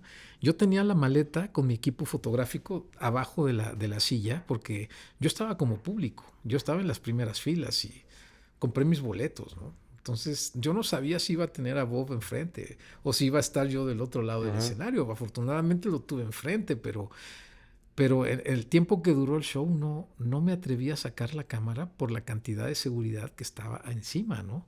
La propia gente del artista. Entonces, tuve que esperarme al momento correcto, ¿no? Y pues ahí está, o sea, dije, ¿habrá valido la pena? No, increíble, ¿cómo no? El tremendo riesgo que eso fue. Pero, pues al final ahí está la imagen, ¿no? Sí, qué padre, y sí te la rifaste. Sí, o sea, son ¿cómo le llaman? El riesgo, ¿cómo? Tiene un nombre, ¿no? El riesgo calculado, ¿no? Sí, eso, riesgo calculado. Sí, calcular los riesgos. Es como cuando te pasas una luz roja a las 2 de la mañana, ¿no? No viene nadie, pues sí, lo haces. Pues sí lo haces. Puede llegarte alguien y no lo viste, pero es eso. Sí, está más calculado. Sí, porque tampoco se trata de de ponerte en riesgo, ¿no? O sea, no se trata de eso. Yo creo que el bagaje que vas obteniendo con los años te dice lo puedes hacer o de plano no lo puedes hacer. Y entonces, Fer, ya me dijiste la más complicada y en lo que te arriesgaste. Ahora, bueno, si ya dijiste, ¿no? La cantidad de shows en los que has estado, pero ¿cuáles son las que si yo te dijera, es más, vamos a hacer un top 5 nada más, que yo te dijera, ¿cuáles son las 5 mejores fotos de Fernando Aceves según Fernando Aceves? 5 fotos, uy. Pues poco antes de hacer mi primer show, que fue en marzo de 1991, Palacio de los Deportes, Billy Joel, traía la gira del Stonefront, un gran disco. Unos días antes platiqué con un amigo, le digo, oye, ¿qué crees? Que ya conseguí la credencial para poder fotografiar a Billy Joel. No había, ese fue mi punto de partida, fue el show número 1. Y él me dice, un amigo que estaba un poco ebrio porque era en ese contexto, ¿no? El tipo estaba ya tenía varias cervezas encima y entonces empezó un poco filosófico y me dice, imagínate a Billy Joel sentado en el piano con sus lentes oscuros y te imaginas que es Ray Charles, ¿no? Okay. O imagínate a Billy Joel frente a su piano y en un claro oscuro, ¿no? O sea, imagínatelo con un backlight, ¿no? Podría decir que esas dos imágenes es una sola. Okay. Porque como él me las describió, así están esas fotografías. Y ese par de fotografías me valieron poder entrar a la industria en el momento correcto para empezar oficialmente mi trabajo como documentalista, ¿no? La otra, Bono, con los brazos en alto, como caracterizado como The Fly, la mosca, en el Sud TV, en 1992, Palacio de los Deportes. Conozco esa foto tuya también. Es una foto donde él le cuelga una guitarra acústica que tiene una calcomanía que dice I feel good, me siento bien, y él está en una actitud de disfrute, de gozo, ¿no? Inmenso, y es el rock and roll, ¿no? La otra quizás sea esa fotografía de la que platicamos de Mick Jagger con la lengua Stone, ¿no? O sea, es una fotografía que ya la platicamos. Una más reciente, es una pregunta difícil, ¿eh? Sí, pues es que te estoy poniendo a hablar bien de tus hijos o mal de tus hijos. Pues todo el mundo tiene cosas buenas y cosas malas. Nos faltan 2. Sí. Quizás esa fotografía de David Bowie, de perfil, frente a un detalle del mural de Diego Rivera, El hombre regulador del universo, que se encuentra en el segundo piso del Palacio de las Bellas Artes. Ese detalle. Sobre todo, después de haber realizado esa fotografía con luz ambiente, uno de los guardias se me acerca y me dice, sin flash, pero ya la había yo tomado sin flash, ¿no? Y Bowie se me acerca y me dice al oído, tú no necesitas ningún flash, me dice. Qué buena onda. Y bueno, yo creo que la fotografía más importante de toda mi carrera, y no sé, dudo mucho que pueda llegar a realizar una fotografía de tal poder, es la de los Rolling Stones dentro del ex templo de San Lázaro. Una gran fotografía. En el barrio de la Candelaria, en el marco de la filmación del video del tema I Go Wild, de Voodoo Lounge, enero de 1995. Esa fotografía estuvo en una magna muestra en el Museo Nacional de Arte que se tituló La historia de México a través de la fotografía. Wow. Es la única fotografía que tiene que ver con la música en toda la muestra, que fueron cientos de imágenes, ¿no? Hubo una fotografía ahí justo de Nacho López, de un baterista de jazz en la década de los 50, ¿no? Pero vamos, de un grupo tocando, de un grupo de rock, es la única que había ahí, ¿no? Y esa fotografía es importante porque logra la comunión de la banda de rock más importante del mundo. No entro en tema con los Beatles, ¿eh?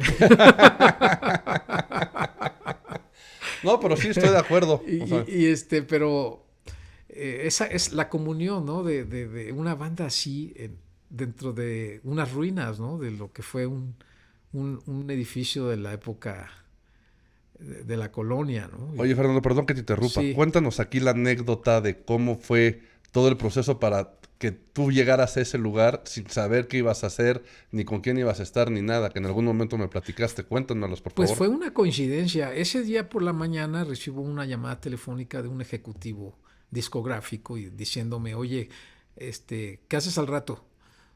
Pues no tengo nada. Sí me lo dijo, pero no dio detalles. Me dice, es que los Rolling Stones necesitan unas fotografías, ¿no? Y yo digo, ¿ya están acá? Me dice, bueno, tienes que llegar a este lugar a tal hora, ¿no? Un lugar justo en la calle de Alarcón, que es Ujú. donde está este ex templo, entre Circunvalación y este lugar donde está el recinto de San Lázaro. Bueno, eh, pero todo se empezó a manejar por claves. Me da una clave, toco la puerta, alguien se asoma, le doy la clave, abre la puerta, entro y... O sea, todo fue por etapas, ¿no? Alguien me dijo, no, llegaste muy temprano, regresa a las 6 de la tarde. Fue una sesión complicada porque no hubo muchísima oportunidad de hacerlo. No fueron, no digamos horas, ni fueron unos cuantos minutos, 4 o 5 minutos, ¿no? En los que pude estar ahí. Y bueno, esa fotografía vio la luz gracias a que no la hizo el fotógrafo que tenían los Rolling Stones en ese momento, no llegaba a México. Quizás si se hubiese hecho, quizás no hubiese visto la luz, estarían en un archivo de la propia banda, ¿no? Ujú. Pero creo que es la fotografía de la cual me siento más orgulloso.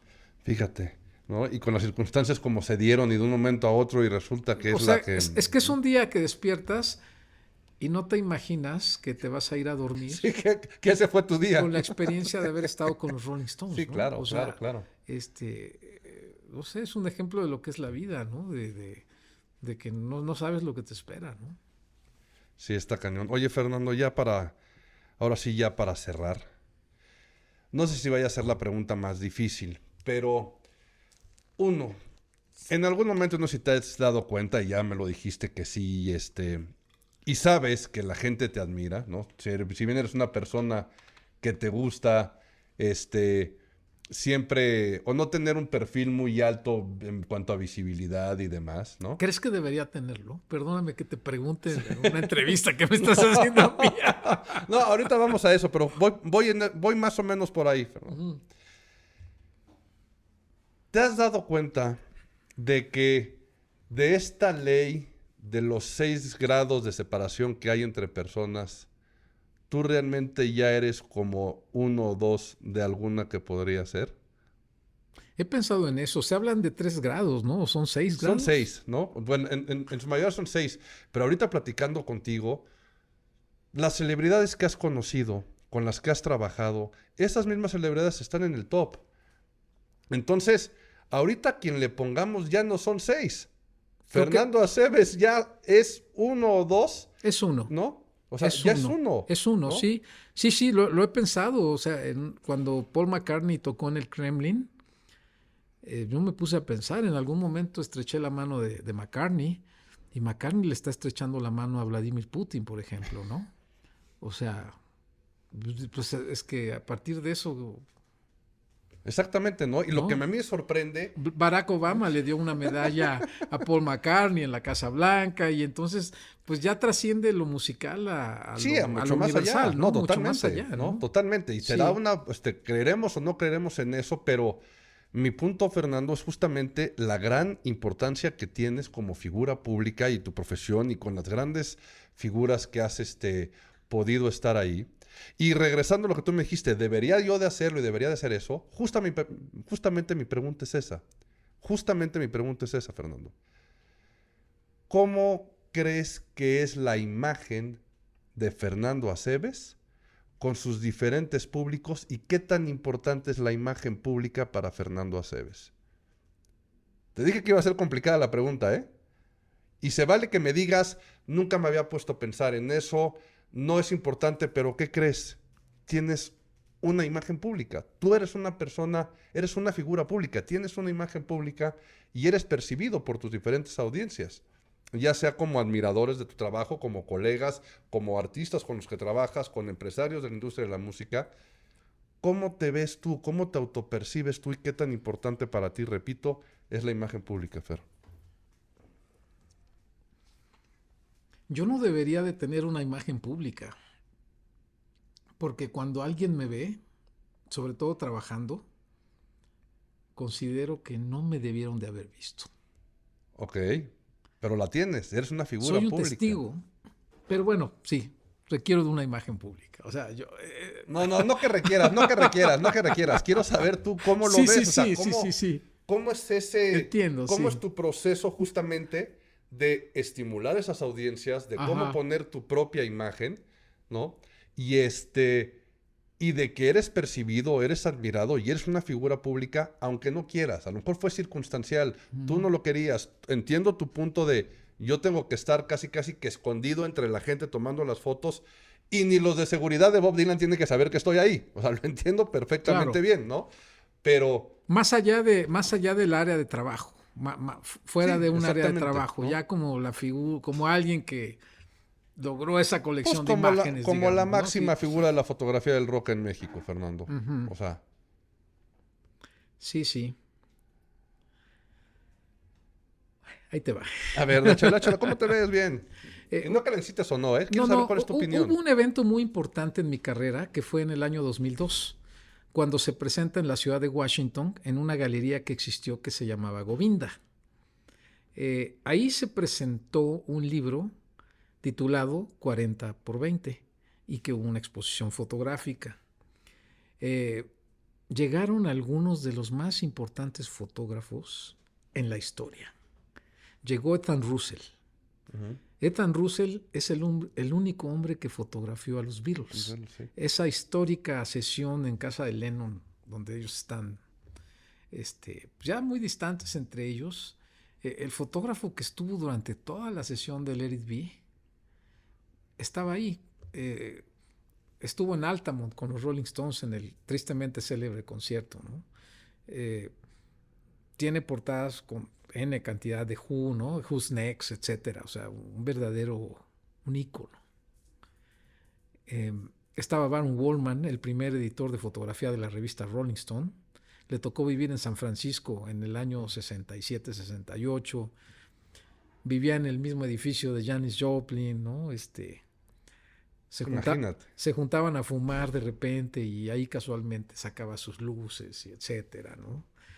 Estaba Gerrit Mankiewicz, de quien ya hablamos, ¿no? El famoso, quien logró a Hendrix durante su etapa en Londres, los propios Rolling Stones en sus portadas. ¿Estaba alguien más ahí? Estaba yo en esa foto, en ese lugar, y todos éramos unas personas casuales. Todos traíamos jeans, todos traíamos playera. Y no es un código, o sea, no veo por qué debía. Si a eso te refieres, Víctor, creo que todos nos veíamos iguales. Creo que no había algo que nos distinguiera. Sí, y no me refiero tanto a la parte física, ¿eh? O sea, a la parte de cómo vestirse y cómo así, sino más allá. ¿Cómo crees que la gente te percibe? Es más, la pregunta más, digamos, un poco más digerida. Sí. ¿Cuál crees que es la imagen pública que las audiencias tienen de Fernando Aceves? ¿Cómo crees que te perciben? ¿Cómo crees que te ven? Y cómo, y eso es lo que Ok. tú, o sea, Sí, sí. Quiera o no, creo que la gente, la imagen mía pública está muy relacionada a la gente a la que he fotografiado. Creo que significó para ellos el vínculo directo con el rock. Y sí, tuve la oportunidad de documentar la última parte de verdadera grandeza del género, antes de que las industrias hicieran lo que han hecho. Spotify, por ejemplo, ¿no? O sea, creo que se volvió ya un objeto de consumo que, no sé, quizás justifique la frase rock is dead, ¿no? Entonces creo que eso represento. Creo que logré eslabonarme con esa última camada, ¿no? O sea, Robert Plant en la última, durante su última etapa de verdadera grandeza, ¿no? O sea, ver a Robert, o sea, ser testigo de muchas cosas, ¿no? Hay algo también que me marca, que la primera vez que tengo la ocasión de fotografiar a Robert Plant fue en la ciudad de Chicago, en 1994, unos meses antes de que viniera acá por primera vez. Estaba yo en Chicago, el lugar del blues, ¿no? Del blues urbano, y ver a Plant y decir en inglés, Still Hard, Chicago. Esa frase fue muy emblemática porque ¿qué es hard para él? Sí, así de sencillo. Sí, claro. O sea, un personaje de ese tamaño dice Still Hard. ¿Qué es hard? Sí. O sea, hard es una actitud, es una esencia, ¿no? Eso. Y bueno, regresando a tu pregunta, creo que sí, o sea, no hay más. O sea, se te está relacionando con todos esos íconos, ¿no?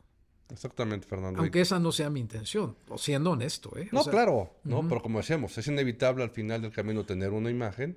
En tu caso, como figura pública y como la persona número uno del rock en este país, pues evidentemente así te percibe la gente. Estoy de acuerdo contigo. Esto que dije de los 6 grados de separación y que el tener el privilegio de conocerte y de que estés hoy aquí con nosotros realmente hace que todo se reduzca, por lo menos en mi caso, a 2 o 3. Entonces ya no estoy tan lejos. Sí. Pero tienes toda la razón, Fernando. Si eres ese vínculo con la escena del rock y con ese estilo de que esa fotografía es de Fernando Aceves y está muy claro cuál es tu imagen. Pero pienso que eso es consecuencia del trabajo, o sea, del vivir y dormir con la fotografía, o sea, estar pensando en fotografía todo el tiempo y cada cosa que haces va relacionado a la fotografía, ¿no? 100%. Y, o sea, no es algo que he logrado a través de las relaciones públicas, por ejemplo. Es que sí han sido importantes las relaciones públicas, fundamentales, ¿no? Porque pues a lo largo de mi carrera me he relacionado con empresarios de la industria, con gente vinculada a esto y he logrado hacer grandes amigos. Sí. O sea, y sobre todo, la memoria es muy importante. O sea, la industria ha cambiado gente muchísimo durante todo este tiempo, ¿no? Y el no olvidarte de toda esa gente que te ayudó en el camino es muy importante porque esa fotografía se ha hecho entre todos. Sí, claro, y aparte aquí final. tienes razón, ¿no? Al final del camino tienes razón y así es en cuestiones de imagen pública, ¿no? Es tanto el fondo como la forma. Y esto que dices del agradecimiento, esto que dices de las relaciones públicas, fueron lo que le fueron dando forma a ese gran fondo. Pero si tú no hubieras sido el gran fotógrafo de rock que eres, no hubiera servido de nada esas relaciones públicas, ¿no? Entonces, el ¿no? justo balance, ¿no? Hay justamente la coherencia entre el fondo y la forma, sí. Y por eso también se dice que al gran profesional, como en tu caso, se le reconoce por sus resultados, ¿no? Entonces, Fernando, te agradezco muchísimo. Gracias a ti, que hayas Víctor, estado aquí, ¿no? Un verdadero placer charlar contigo. Igualmente, el gusto siempre va a ser mío, ¿no? Es una referencia a esta entrevista, sin duda alguna. Desde bueno, ahorita ya bueno. lo es. Y de verdad te lo agradezco. Esperemos que también de aquí ya se vengan muchísimos más capítulos, puedan enriquecer así a la gente. Pero de verdad, Fernando, te lo agradezco muchísimo que hayas estado aquí con nosotros. Gracias a ti, Víctor. Pues muy bien, yo soy Víctor Gordoa Fernández. Síganme en mis redes sociales, también sigan al maestro Fernando Aceves. Nos vemos la próxima semana. Hasta luego.